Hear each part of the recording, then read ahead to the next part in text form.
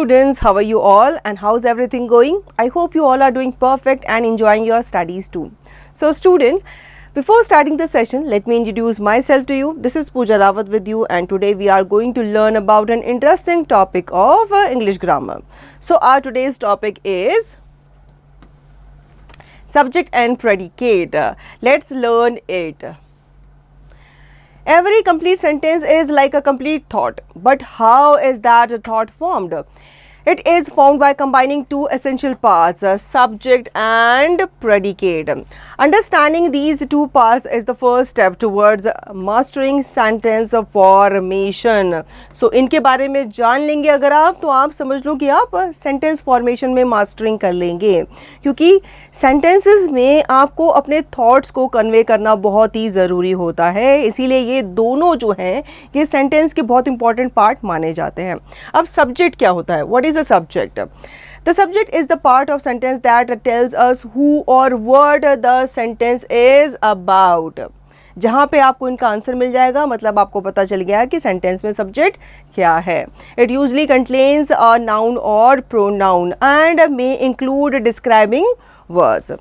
It answers the question who is doing something or what is the sentence talking about. For example, the dog barked. Ria is drawing. My grandparents are resting. In each case, the subject is a doer or focus of the sentence. Now, what is predicate?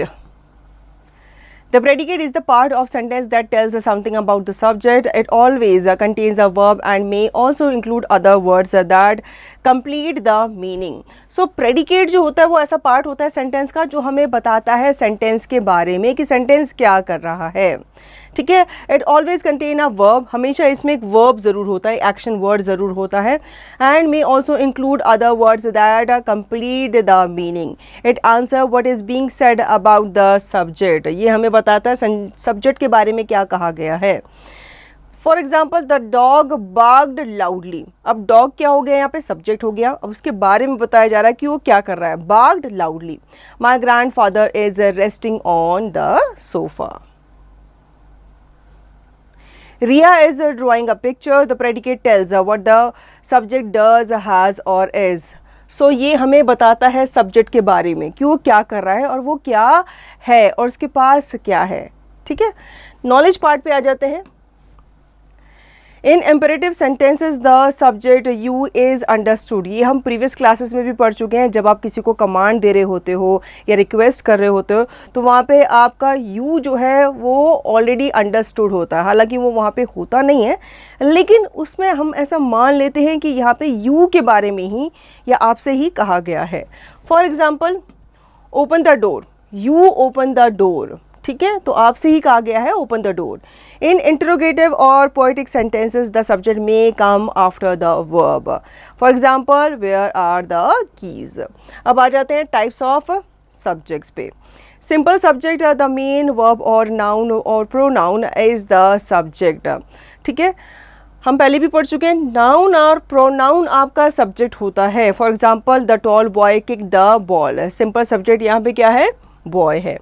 Complete subject क्या होता है?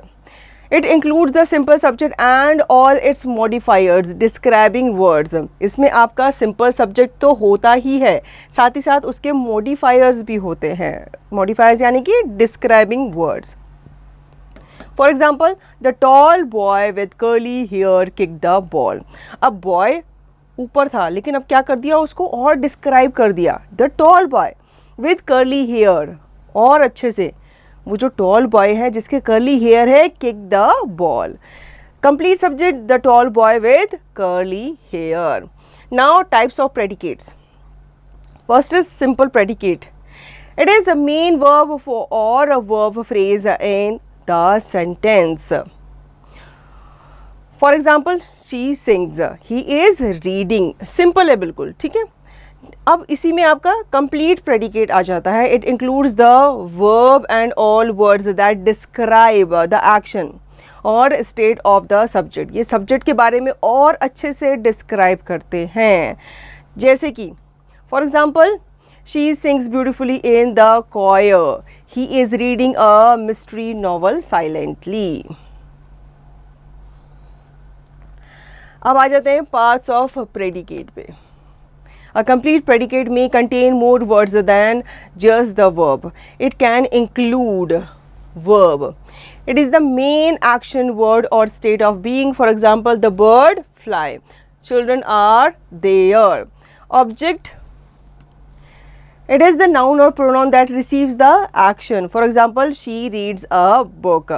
Complement में it is a word और group of words that completes the meaning of the verb. ठीक है, तो ये आपका क्या होता है, वर्ब की मीनिंग को और अच्छे से कंप्लीट करता है। For example, the boy become tired, she is a doctor.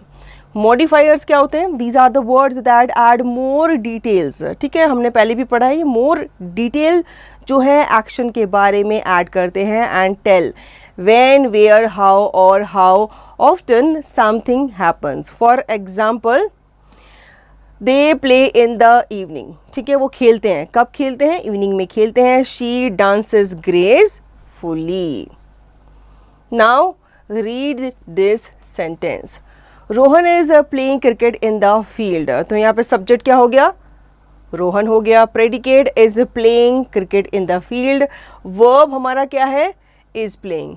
Object क्या है, क्रिकेट है। और मॉडिफायर क्या है, इन द फील्ड। क्लियर है। अब आ जाते हैं इसकी वर्कशीट पे।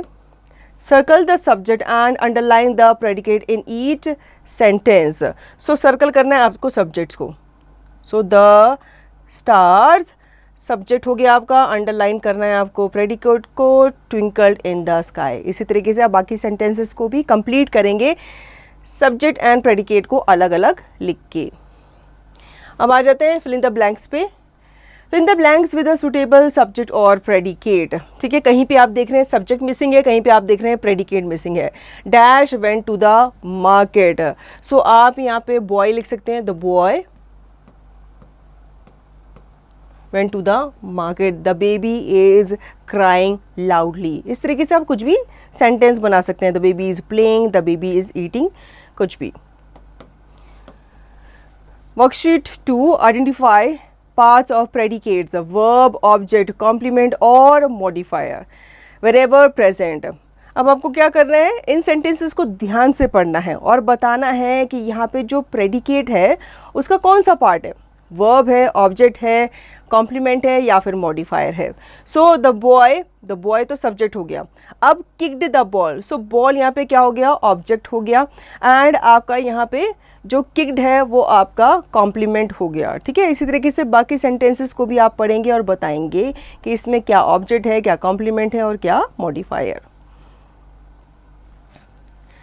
Next we have rearrange the following jumbled words in your notebook to form meaningful sentences. Then underline the subject and circle the predicate.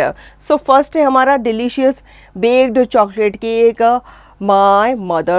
So पहले हम लिखेंगे my mother, ठीक है, baked, ये सेकंड आ जाएगा आपका, 3 पे आ जाएगा delicious chocolate cake. अब इसमें आप जब सेंटेंस लिख लोगे अच्छे से तो आप बताओगे कि सब्जेक्ट क्या है और प्रेडिकेट इसमें क्या है। इसी तरीके से बाकी सेंटेंसेस को भी आप कंप्लीट करेंगे। So student, I hope you understood the chapter really well. Now you will revise the chapter and yes, do not forget to practise the exercise.